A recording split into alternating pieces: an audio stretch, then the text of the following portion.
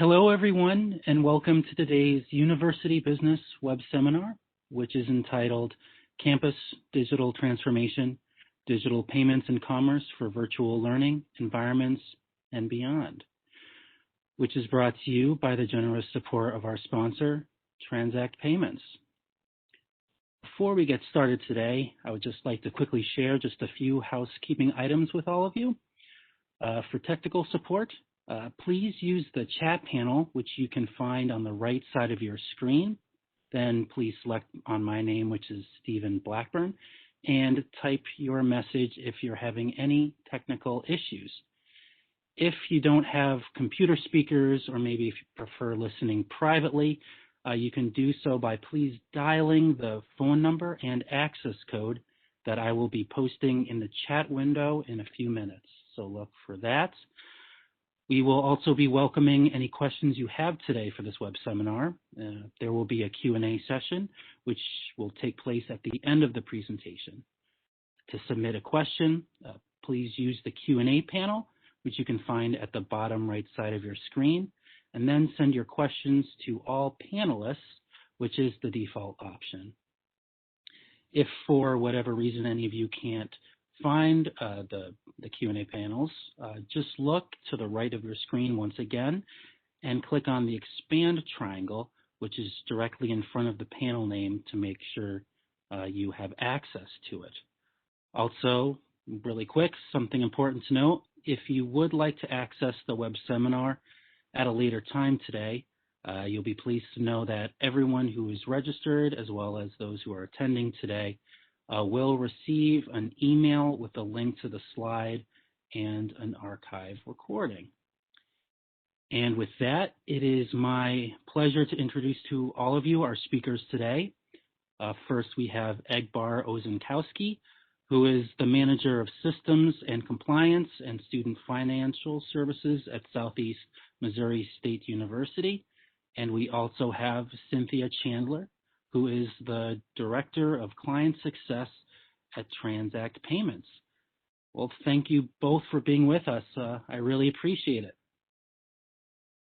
You may now begin. Awesome. Well, thank you so much for that introduction. And we both are, well, let me speak for myself. I'm very excited to be on the line with you all.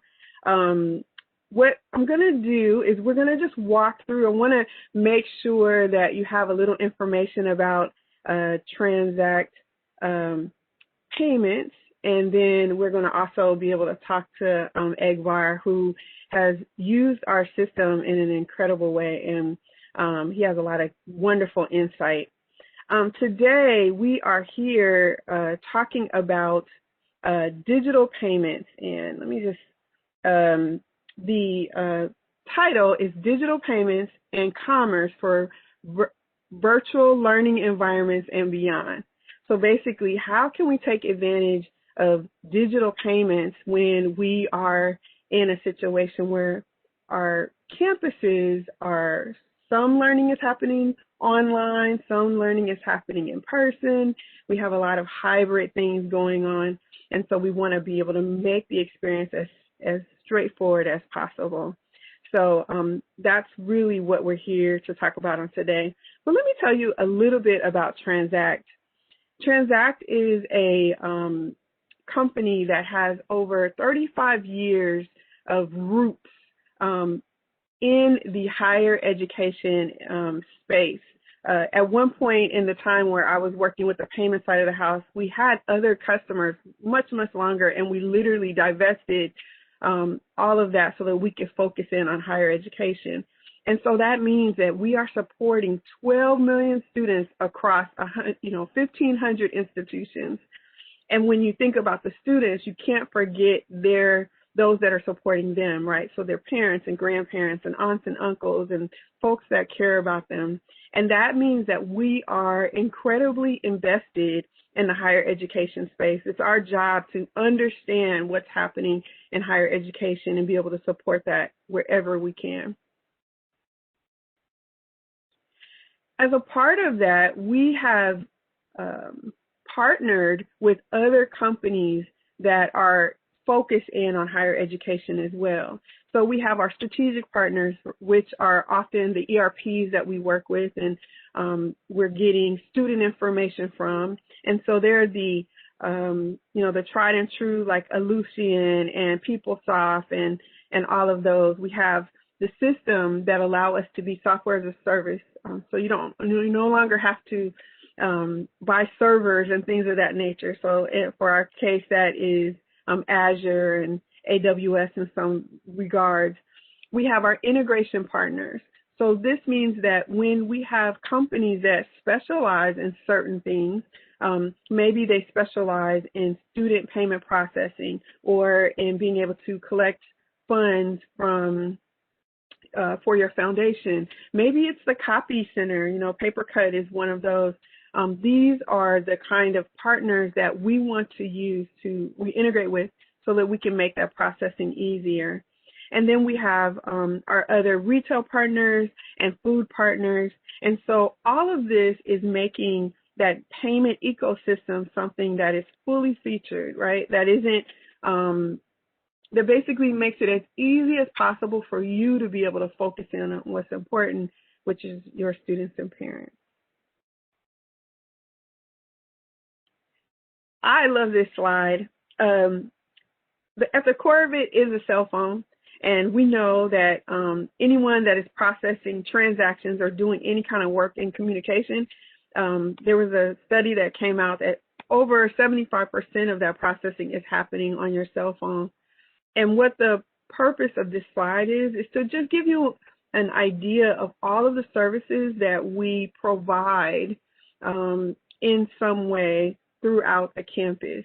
Today, we're talking about the payments and processing payments, but we also have the capability of being able to be your security provider. So if you want to have a way to make it so that some rooms are locked and others are open, you can do this. And what I love about this is that there is the capability of issuing that credential on a cell phone, which is something that we almost always have, right? If you don't have your phone in your hand, you probably go back home to get it.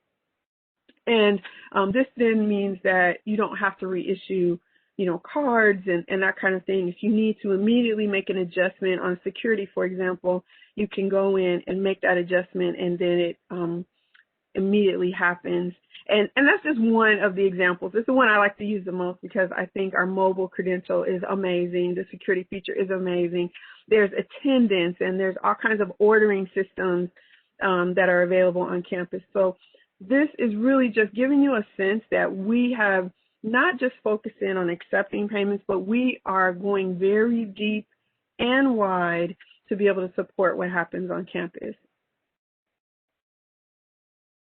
When it comes to the payments, we have created a number of modules that allow for you to process payments however they may need to be processed or things related to payments. So for an example, we're going to talk a little bit about e-bill and e-payment today, but there's payment plans, which mean if a student can't make that payment all at once, they can make it over time. There is over-the-counter transactions, which we call cashiering, which means that if you're getting people that walk in to pay for something, or if they're mailing in something, you're able to process those payments. There's e-market, which we're going to talk about a little bit more on today. There's e-refund. So what if a student overpays? What is the best way to be able to process a payment, a refund on their behalf securely and also quickly, right? Because they want to get that money as soon as possible. And e-mobile, so being able to make payments on your phone, as we talked about before. So these are some of our primary modules, and then there's so much underneath those that we offer as a service. And what we have made sure of is that we're level 1 compliant, which means your transactions, your students' transactions, friends of the university, parents' transactions, they are safe. It is one of our primary roles that we are constantly monitoring in multiple ways our servers so that we can keep that information secure. We have, over 30 years in doing this. We have over 5 million students that we're supporting. So that larger number before was like everyone in our system, and the $5 million is related to the payments specifically, and over 700 campuses, and then that is always growing. So we're committed. That's the bottom line, is that we're committed. So let's talk about some of these solutions a little bit. One of the things that we are focusing on, and some of our goals, is to make sure that we can help you lower your administrative costs, to be able to nurture the student experience and streamline that transaction data. And what I think of in this way is that we're doing everything that we can, technology-wise and systematically, process-wise, so that you can then focus in on those relationships. And I'll probably say that a few more times today because I feel like it's so critical. When you consider what's happening right now, right, we're in the middle, as we speak, we're in the middle of a pandemic. Some are sheltering in place. Some states are more open. And so we want to make sure that these processes are there so you can focus in on the interpersonal relationships and the challenges that your students and parents may come up to you and have, and not have to worry about our systems. So what makes us different? And that is, we engage students where they live, right? It's not just about campus technology, but it's about trying to understand what it is that that student is really going to need. The example that's given here is that mobile credential, and I think that it was such an innovative option. One, there are no other companies that are doing that today. But two, it wasn't just about creating another credential, but it was really about the delivery process, right? What is it that we can do? We understand that access is core when you're moving around on campus. And so having that credential there on the phone makes it that much easier so that your students don't have a lost card, lost ID card. We're also flexible, and that's what we mean when we say you can have it both ways. So there is this idea that you can, you can have a plan that is related to all of the digital processing that's there or all of the physical processing that's there.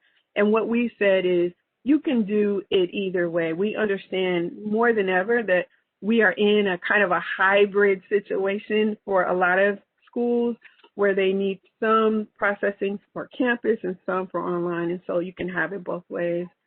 And then the last one is data is gold. Real-time data equips you with the insight to make clear decisions about policy, budget, and resource allocation.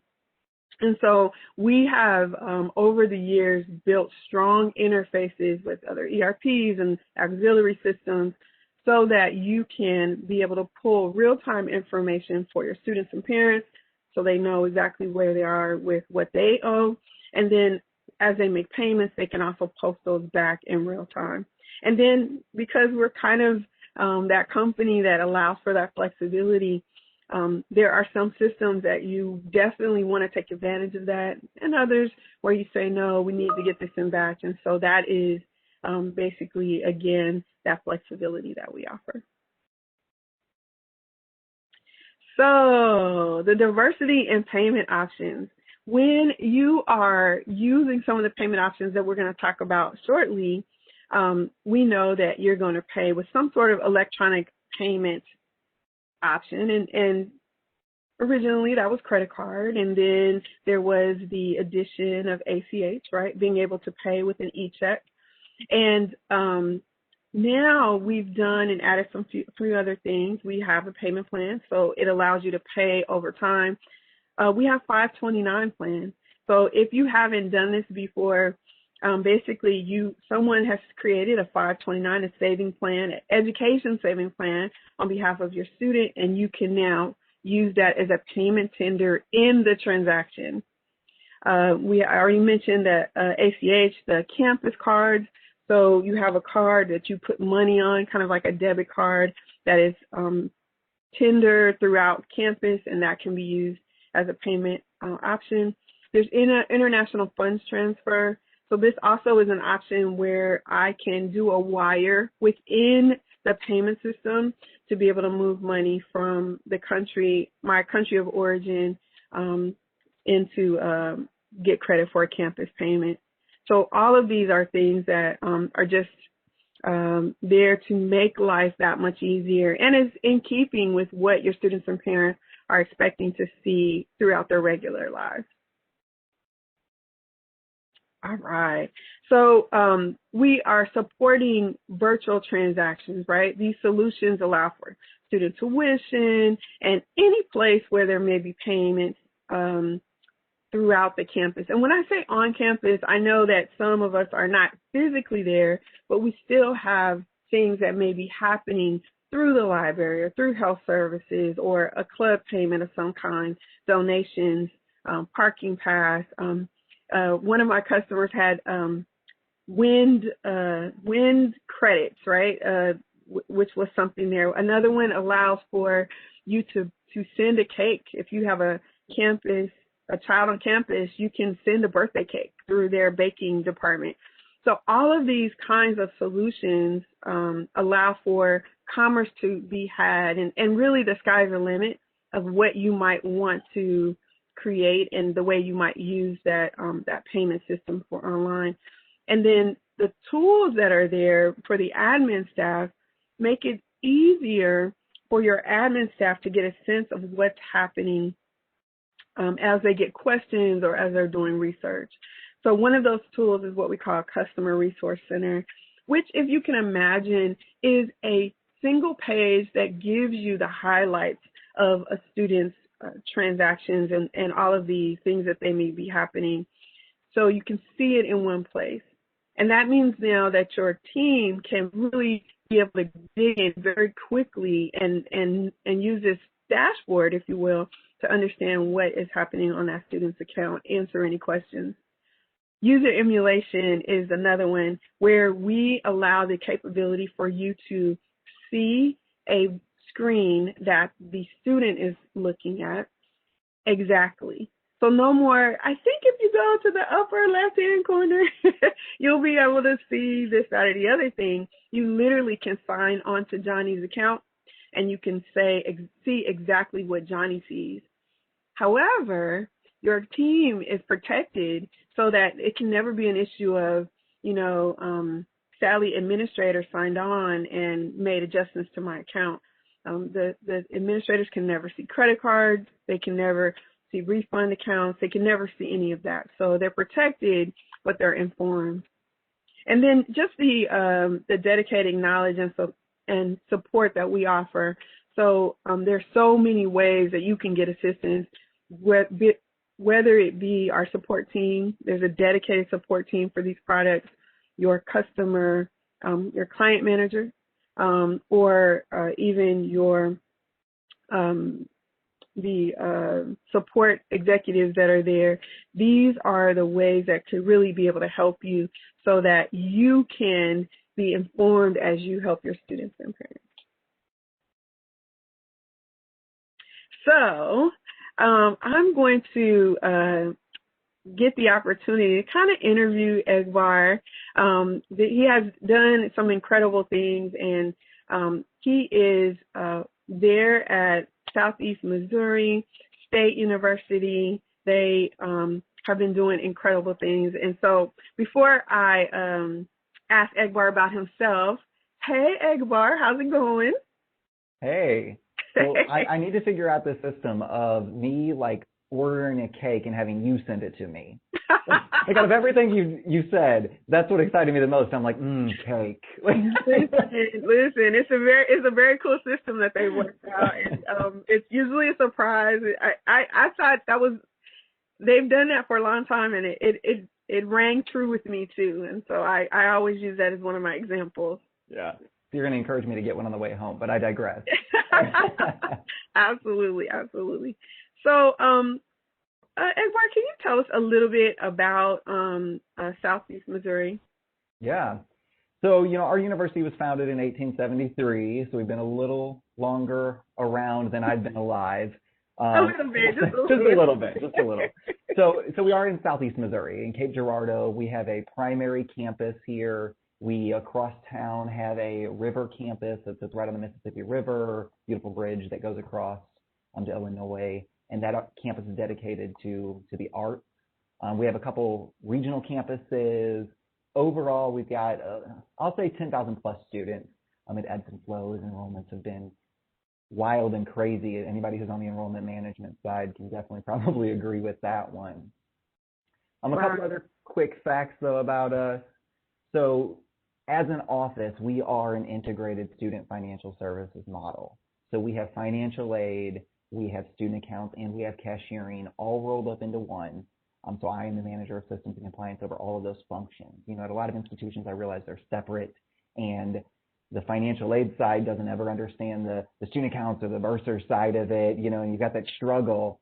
We are one, truly, and it causes us a lot of advantages, new challenges, but a lot of advantages to understand the ripple effect and kind of holistically say from FAFSA to refunds and everything, including payments in between that. How does that work? And to kind of work on that together. You can see kind of on this fast fact slide, we have one centralized cashiering office, but payments are taken at multiple points, for different unique needs around our campus. And we do have in one cashiering room 4 unique cashiering stations set up that actually became relevant kind of with the pandemic to give us some flexibility. Wow, you definitely have your hands full. Like there's a lot going on. I think that model that you just mentioned, as far as blending those two sides of the house of processing with the refunds, is one that is, and I'm not refunds, but it's one that has been really, a few schools have done that, and I've heard great success with it. It's a little unheard of in general, it hasn't been widely adopted, but students and parents, I hear, they really like that because it's kind of a one-stop shop, right? They're not redirected to go to different places. And I think even with that,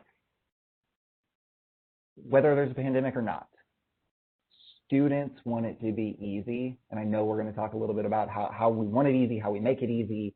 But at the end of the day, they don't care what office they walked into. They just want their issue fixed. They don't, they want to go to Amazon. They don't want to drive to Walmart and Target and Big Lots. I don't know why that was my third example, but shout out to those companies, I guess. They don't care. Yeah, that is so true. So true. And so now I wanted to ask you a little bit about yourself. You don't know this, but I actually, I know that you wrote a book. I went and bought your book. I was very impressed with that. So I know that, tell us, let me hear it from you. So I am the manager of systems and compliance. I've been in higher education for a bit over 8 years at this point. I'm always in this financial aid, bursar student account, hybrid space.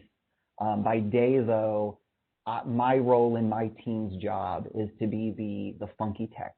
We are the liaison between our IT staff, our true dedicated programmers that handle campus infrastructure and help get all of our applications up and running, and then the rest of our processing staff that's working in the systems, that's using it to help our students, that's actually processing stuff.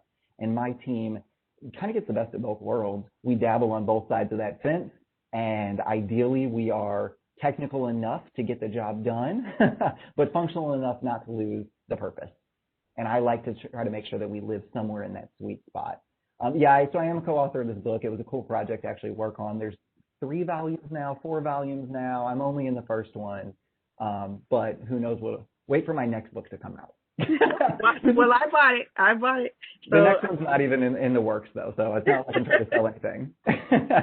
Well, one of the things in just, preparing for this and some of the other presentations that we've done is that you clearly understand service. And I think when we talk about, the point of our conversation today is digital payments and commerce. So digital commerce for virtual learning, right? And beyond. And so one of the things that we can talk about all day is technology and, the ability to, do all of the different things that technology affords us. And I'm, I love that. But it doesn't work if there isn't an appreciable service that is able to be given to those that use it, our students, our parents, friends of the university. Like those, that to me has to always be at the core of what we're trying to accomplish. And I feel like you really understand that, like everything you've done is really getting at the heart of that. Yeah, it's always easy. You know, we all have challenges. We have to repurpose ourselves, get centered again. But we try. That's the best we can all do at this point or any point anymore, you know? So yeah, it's so true. So let me step back for a second. We are in a situation, we've kind of mentioned it, it's everywhere. We thankfully, because we're remote, we don't have to wear our masks. But we are in the middle of a pandemic, and from our conversations, one of the things that I did learn is that you have this hybrid that's happening, where you are having some students that are on site and others that are not, and you're having to work through that process. And so how is that working with your students? How are they handling sort of like online learning? How is that working? Yeah, so, you know, the transition was unexpected, I think, for everybody, or at least in some way, even if you were prepared, you weren't prepared. Right. That. And that's all institutions. This isn't unique to us by any means. I'm not saying that we're better or worse than anybody else. We're all just doing what we can. The transition, you know, our students initially, everybody just kind of hesitated and said, is this a 1 week? Is this a 1 month? You know, fast forward almost a year later, here we are still dealing with these struggles, and we're not quite sure when this is supposed to end. I say that as if there's a date on the calendar. There's not. But what I will say is we made a quick pivot, as quick as we could, along with everybody else, to say we've got to keep the semester going and get everybody up and running. How do we get faculty, technology to be able to do virtual learning?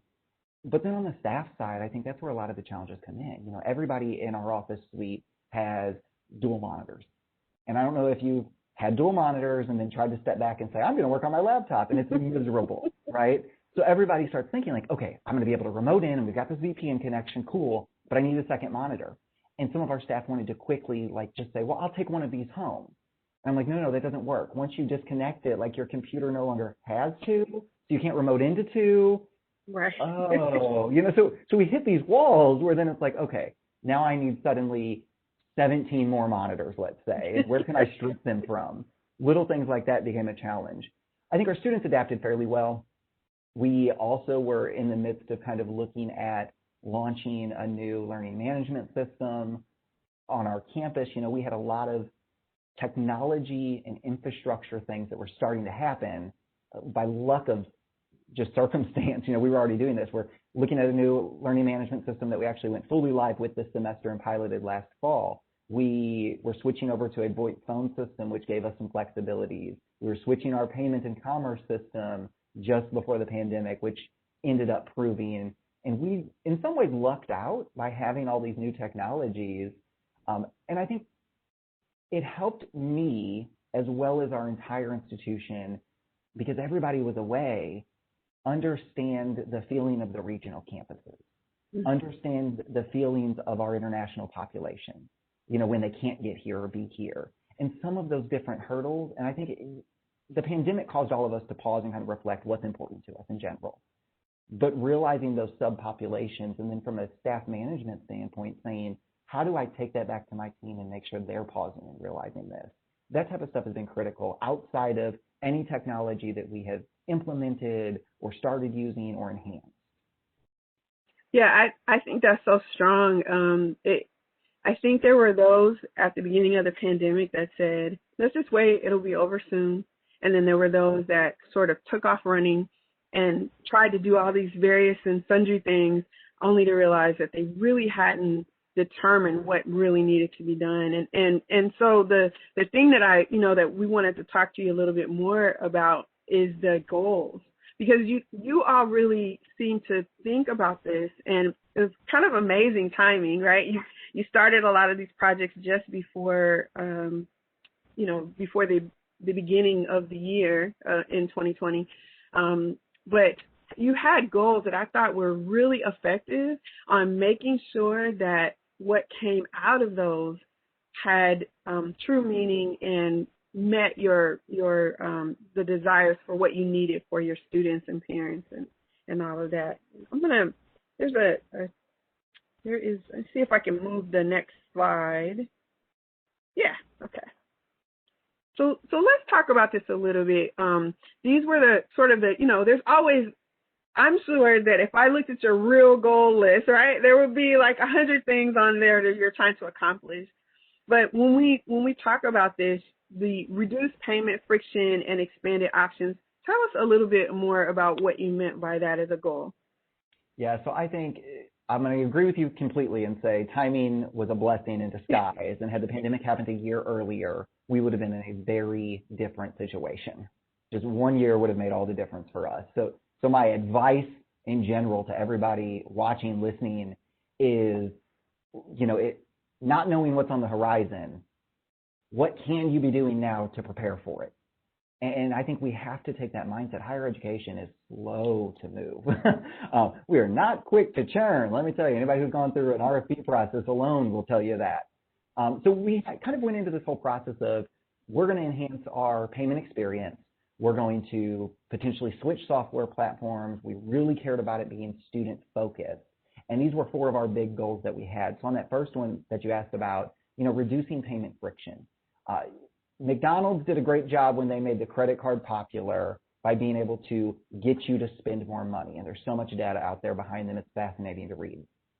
Amazon did a better job, possibly, arguably, to make it where I hit a button on my desk and suddenly things are at my door that I need. Or even now, I can subscribe and save, there's that selling point, and suddenly get things on just a regular schedule. I even recently tried a dinner subscription box. I'm currently doing it just to learn how to cook. This is a total personal note, just to learn how to cook better.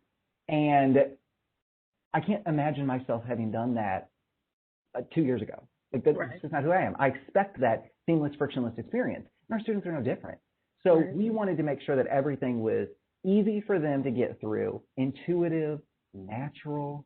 And to be honest, our region is not always the most tech savvy and tech forward. We have internet desert still here out in the general region, and making sure that we were able to hit the different needs, payment types, accessibility that they had. Absolutely. Tell us about the other goals that you have here. Yeah, so on these other ones, we cared a lot about consistent and electronic billing. We were very, very heavy on paper bills. Everything was paper bill based. And we knew that we needed a PDF billing option. Whatever that is, it needed to be something that was accessible for students and was clear to show a history. And later I'll show you an example of one. But making sure that they were able to understand billing. Nothing's a harder conversation than when a student doesn't understand their own billing and then they're saying stuff that they can't see, that you can't see, and it just gets messy. Which leads me to number 3, about improved support. We knew that we needed to make sure that what our students were seeing is what we were seeing, and that everything was integrated like that. And then ultimately that we were able to expand into other areas of our campus that had payment needs, that either weren't doing it, that wanted to do it, that were doing it in the shadows. I think anybody who works on a campus knows that some office wants to do something, and by golly, they're going to find out a way because they don't know what the process is. They don't understand what the university channels are. So they set up a Venmo account personally, and it's like, no, wait, security reasons, we don't want that. Let us help you. So making sure that we were able to hit those needs. Right, and what I like about all of these goals are goals that are not specifically about technology, but are taking advantage of technology to make the student's life simpler. Right, or your administrative staff. And I have to tell you, when I first started working with the payment product, I was doing a deployment on campus, and I went to a bill party on campus where they printed out all the bills and they collated them and they folded them and they stuck them in the envelope and they, and it was a huge amount of overhead, right, for the students, only to then learn later, like, you mailed it to the parent's home and the kid is trying to find it, or, an address that's no longer, in use. And so having a electronic bill means that you can always sign in and find it, but then also being able to understand what it then says, makes it that much cleaner. So every time I hear about eBill and people moving to online bills, I'm always so happy because I know the headache that they can be when you do them manually. See, I'm learning things too. I'm going to start branding them as like parties. It's a financial aid offer party. It's no longer we're going to sit, in our offices and fold all these offer letters and mail them out. Yeah, that was Cynthia's going to send us a cake. Right, parties, and they had pizza at that one, so there's always a food element. Adults and students are the same. You put food there and it helps. Right, totally. So you have these goals, and these are your pre-pandemic. Say that 3 times fast. Pre-pandemic goals, and then the pandemic happens, and so now you have to kind of extend or build out those goals. And so the first one, you were trying to reduce friction, and I thought your example of how you did that was so on point, as well as the examples we had from the Amazons and the McDonald's of the world. Like those were really, really great. And so the green, though, kind of talks a little bit more about how you sort of put more flesh on those goals. Can you tell us a little bit about these? Yeah. So on our first goal about reducing the friction and stuff, yes, that navigation was important. Yes, making sure that parents and students alike could easily see what they're trying to do and figure it out. But equally as important, I think from a technology standpoint, we have to make sure that everything is real time, that everything is able to be processed and linked in. Too many times we have departments get systems and you're purchasing something, you're not first starting with the end user and accounting, don't forget them, and IT, holistically, how is this integration going to work? And I think looking at things that have more integrations is always going to be beneficial. We're able to link into partner software. We have one gateway set up with our admissions application system to where when payments are taken, it funnels directly in, which helps accounting understand it all together. Making sure that 529 payments and things like a Flywire integration into our Transact solution, those helped reduce a lot of the manual transactions. 529 sends paper checks. It's cumbersome for us. It's cumbersome from them. But if we can get students to go submit an electronic 529 payment, the friction dissipates. It's such a smoother process. And, when we shut down, pandemic, the last thing we wanted to do was have more cashiering volume, which kind of is going to lead me here to number 2. Myself and one of our other managers was coming in, I'd say a couple hours a week, but that's not true because it quickly expanded. We were handling all the paper processes still, things that people couldn't do remotely. We're digitizing things and scanning it to them. And that gave me firsthand knowledge to say, we're the only 2 people here in the office. We're spending so much time doing all this stuff that everybody else has already been doing. Right. Why? Yeah. Bills. We switched to eBill. Here again, luckily we launched this new e-commerce system December of 19, just long enough to kind of get our feet around it, and then the pandemic.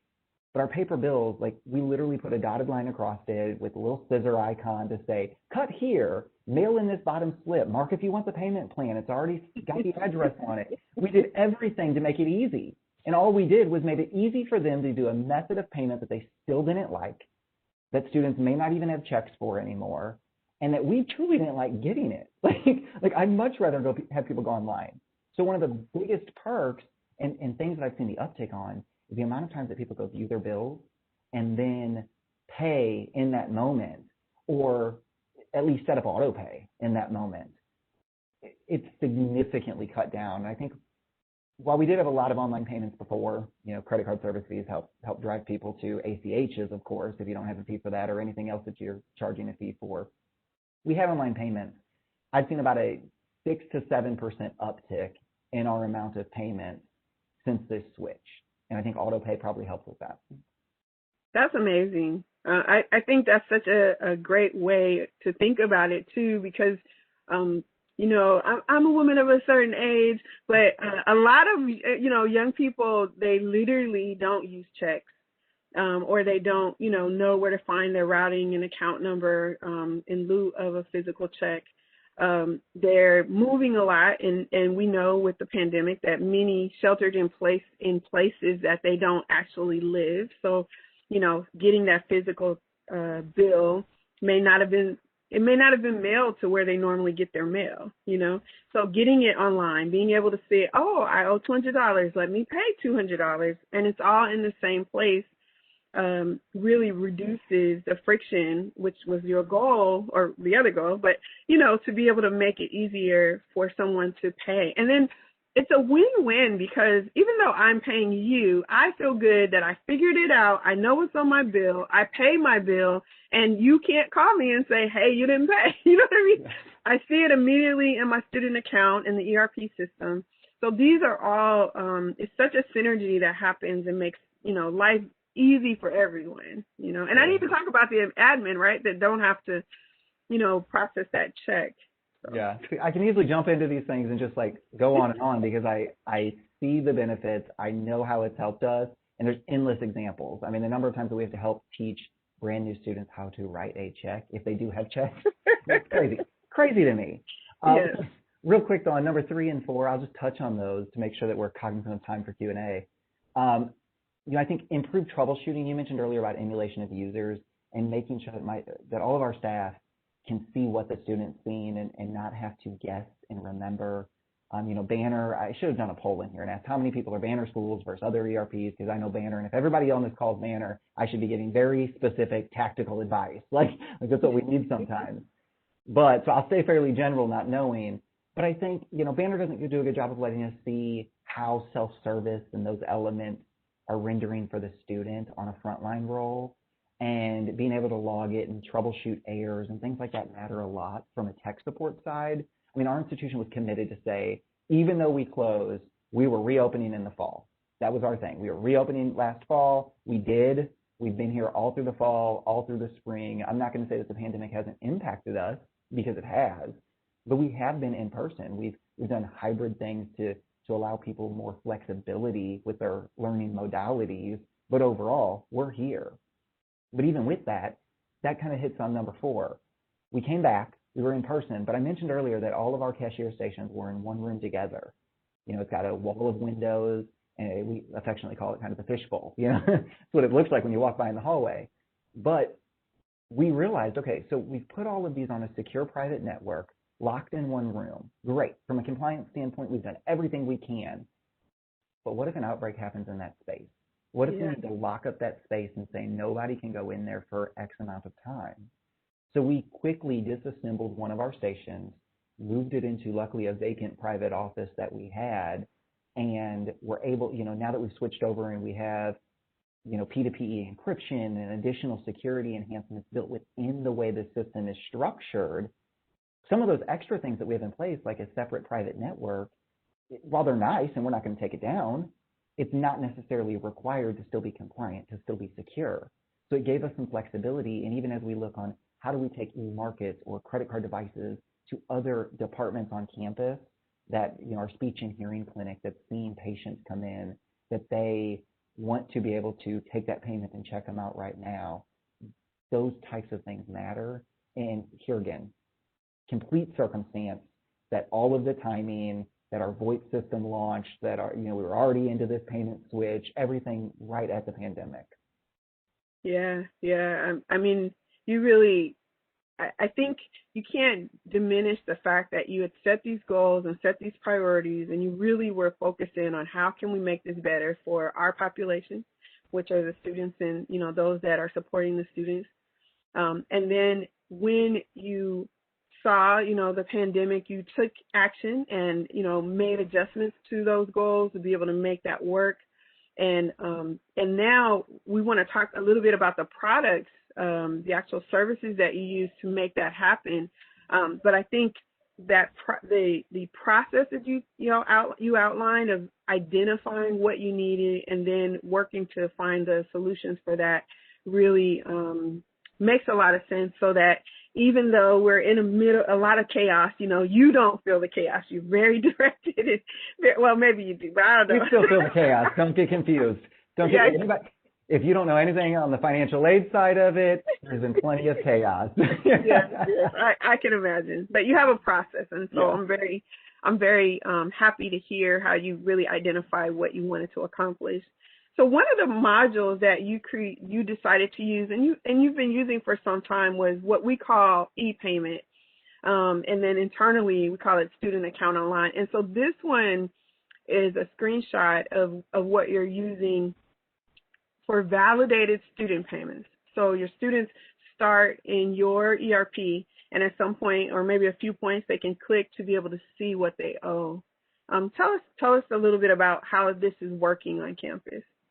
Yeah, so this is one of the things that when we launch, this is the primary element that students see. This truly is, once they get into paying their bill, what they care about. And after the switch, I will say student feedback mattered. And I'm not saying this to say that, Cynthia's going to yell at me here. I'm not saying Transact is the only option, but I'm saying it's been a good one for us. And, anybody, you have to look at your own campus needs. You have to look at what that means. But making sure that a system is intuitive to these students, the feedback we got afterwards, new students never know the old. But you got to look at that sweet spot of the ones that didn't graduate, that are still here, that experienced both. And we got direct positive feedback that's saying, oh, this is easier. Not that we solicited it, we didn't try, but it would just naturally and organically come up where they can log in, they can see the stuff, they can make sense of it. And with that, oh, go ahead. No, you go ahead. I was saying with that, them being able to, from this snapshot, understand how to get their tax forms, how to see their transactions, how to make a payment, options for payment plans. I think visual representation becomes more and more important. And that's one thing that we looked for in a system, because students don't read, staff don't read sometimes. I struggle to read because I'm doing 70 things at once sometimes. And we have to realize that, and maybe the way of the picture book is coming back. Yeah, I definitely think that, and I will say, although I had nothing to do with it personally, I'm very proud of this user interface, because it's exactly like you said. There literally were focus groups where students were invited to tell us what worked with the older UI we had, and so the goal was to make it so that you didn't have to read a ton, so that the students say, hey, I want to know how much I owe, I want to know how to sign up for a payment plan, or I need to know all the time, where is that button so that I can make a payment. So they did things like they made sure it was responsive. They made sure that the larger button or the larger font said how much they owed really easily at a glance. And so there were just a lot of things that made this very user-friendly. We've gotten a lot of really great feedback, and I'm glad you're finding the same. Folks are really liking it. So this screen is, like you said, it's kind of like the home screen for any of the validated transactions when a student has already signed in with the user ID and password. And the one of the other modules that come here is one we mentioned already, which is the e-bill. And so the e-bill module is one that you all really, you honed in on, you mentioned before, right? You were able to design this so that it was clear. Is that what you're saying? So you could be able to better just explain to folks what they owed? Yeah, so on e-bill, Transact provided a number of different templates and stuff for us and kind of options of what it was. And to be honest, I stripped out a lot of it. And I said, it's good stuff and it's good to know that we can do that, but I don't want it. Because for our business practices, it didn't necessarily make as much sense. And I think that's where institutional analysis and process analysis matters. So we took the approach of, our students were used to hearing the term like adjusted balance and adjusted due. What's my balance minus my pending aid? So really, I wanted three numbers. I wanted to know what's their true balance, what's all their transactions, and what's that final adjusted due. And then the goal would be anything that's pending would pay out. And in theory, I could print off all these if I really wanted to, line them up, and the balances are going to carry forward from one statement to the next. And Transact did a great job of working with us to implement that structure, which was not the default. And that flexibility helped because that made the transition easier for our students. And I think that making sure that you're willing to change, but also cognizant of your current process matters a lot. So we simplified this. We made it great. Here, I say we made it great. We tried to make it great. I'm biased.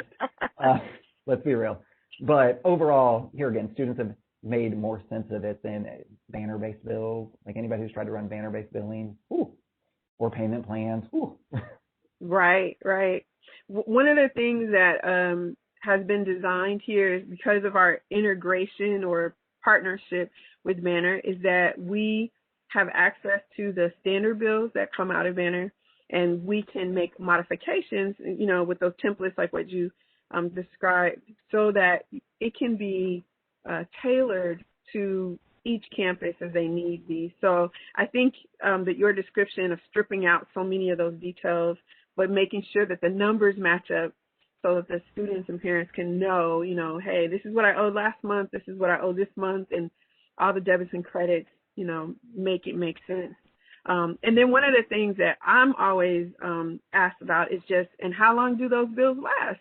And the great thing about that is those bills are available as long as you are using Transact Payments. So one of the things we don't do is archive, the bills or the receipts or any of those kinds of things. So a student can go online and say, I need a bill from, February of 2020 and find it. If they received it from you, then it's there. And so that's always nice. Yeah. And so I'm going to fast forward us if you're okay with it, because I just did a quick time check and realized that we're almost out already. Oh my goodness. Okay. I'm talking to you. And I know that we got questions popping in. So real quick, if you don't mind, I'm going to jump into our... I don't. Please Perfect. do. So to our e-commerce stuff, and just give everybody kind of an overview of what we've done with this real quick. So this is a sample of one of our e-markets that we've launched. And our goal was that our first one was supposed to launch March 1, and then we were going to have all of them converted March and April and maybe into May. And nothing went as planned. Nothing went as planned, but we got everything converted at least to be payment operational from a lot of homegrown web applications that we had done. And Career Services is one of them, where they quickly wanted to pivot and say, instead of an in-person career expo, we're going to do a virtual expo, and we still want to have this payment system up and running. So on the next slide here, you're going to see kind of an image of their registration page, and where this one says for-profit governmental, as if they were registering for a virtual booth. And there's a lot of other customized details within that and data we collect about when it's in person. Do they need a booth with electric? Are they bringing more than the 2 people and they want extra lunches? Things like that for configuration. And then kind of a different example is our Regional Professional Development Center. So they are on campus, but they work with K through 12 teachers doing professional development workshops. Well, they have their own process for billing and sending out that information, but then they would have them either call us to do a payment or come over to our office to do payments. When we closed, suddenly they said, we don't have a way to do these payments, these credit card payments anymore. And we said, we know. So what we did was we flipped up this site real quick that basically allows them to go in and put a custom amount. If they know the URL, they can go pay a custom amount, log what their invoice number is, what their school district is, to where we can match it up and validate it on the back end and make sure somebody didn't try to pay for anything crazy that we need to refund for. But this was kind of a different spin on our e-markets than purchasing a product. We leveraged it to be a post-invoice, true payment collection only system. So we're kind of running in different ways with selling things or items or registrations to just letting it work as a payment collection. That's really quick on e-markets. Yeah, well, and I think I love the way that you all have done it, and what I think is also nice about it, one of the strong suits, is that it is decentralized. Every department can have their own. They can have their own accounting information, so it can go to their own bank account, and yet everything flows through the payment system. So that means then that the accounting department doesn't have to run a report on this system and that system the other, or the IT department or whoever is tasked with setting these up can do it all in one way. There's 3 different versions of or types of the payment systems, but they can have a process in place for that.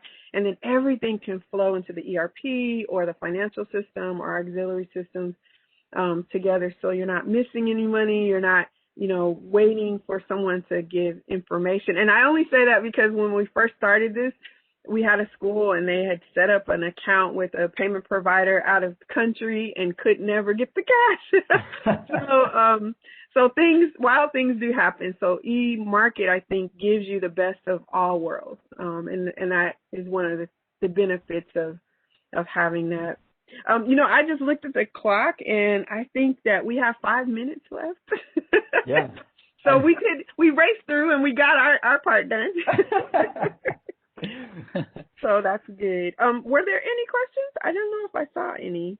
Yeah, we had a few come in. Okay. So time to answer those. But really quick, just again, thank you, both of you, Cynthia, for explaining the Transact platform, Egbar for your on-campus experience.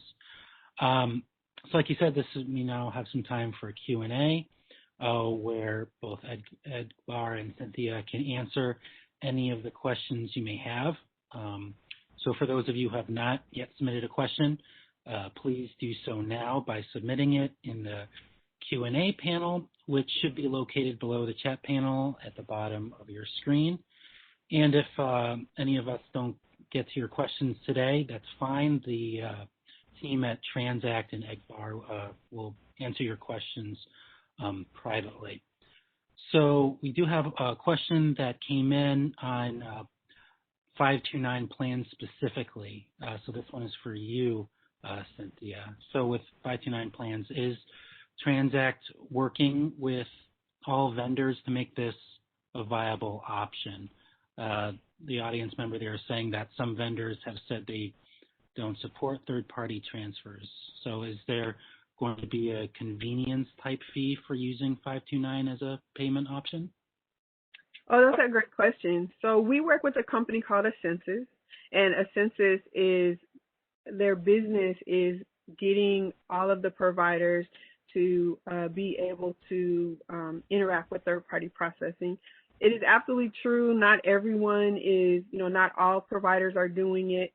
We do have a list though. So if you put your email in there, I can get you the list of all of those that are the TIIA-REF, I think, is just been, and I probably mispronounced that, but it's just been acquired by Ascensus, and so all of those processing will be happening. Kind of as our motto, in the event that someone is using a 529 plan that is not partnering, we of course can still, do it the original way where they, the person requests a check and sends it in. But those that are partnering with us, once you've set up the interface, any added plans are automatically there.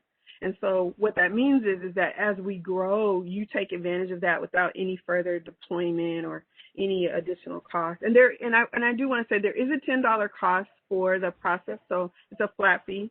So if I do my transaction through 529, there's a $10 cost as the person owning the savings account.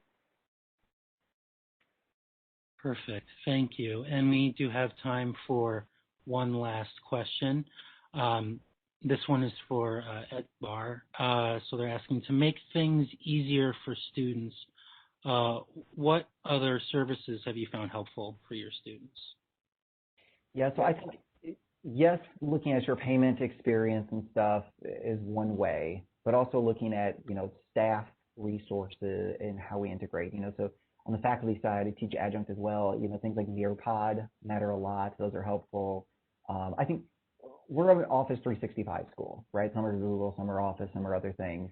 And it was interesting across campus to see how many people used Teams but only used it for chat. And they thought that they were using Teams. And I'm like, you're just using Skype through Teams, basically. Like, getting them to realize, no, here's what it looks like when you actually build out a team. You create multiple channels. You break them into user groups within that. You can add security layers for different things, file sharing, and kind of expanding that. Here again, I don't work for IT, and our help desk is great about doing trainings for that. But sometimes a campus colleague will just see that I'm doing it and be like, can you just show me? And of course, yeah, I want us all to be great. So things like that. ClickUp is kind of like a Trello solution. Doing something like that to where you can do project planning, and honestly, with our deployment of this software, we created an internal board that was shared between the different functional areas to make sure that everybody knew what was being worked on and who needed to be doing it, both the Transact team and our internal teams, separate from what Transact was mapping out for us. We just needed some functional levels. So there's endless tools out there, and I think it's about trying and playing with it with a core group of people, and then figuring out what kind of works and carefully rolling it out to the staff. They're always a little hesitant, but you got to get some trust with them. Get them pizza or cake. Yes.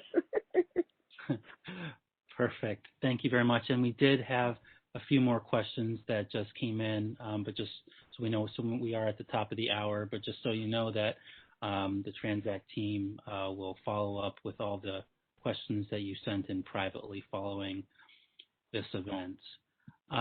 So really quick before I wrap up, I just want to say thank you again, Egbar and Cynthia. We really do appreciate your time here today, sharing your experience, and I know our audience appreciates it as well. And of course, thank you to our sponsor, Transact. And with that said, I would also like to thank our attendees for joining us today. For those who enjoyed our presentation, just so you know, there are many more upcoming web seminars like this one that are provided by University Business, which is the leader in editorial coverage of news as well as trends and current issues in higher education.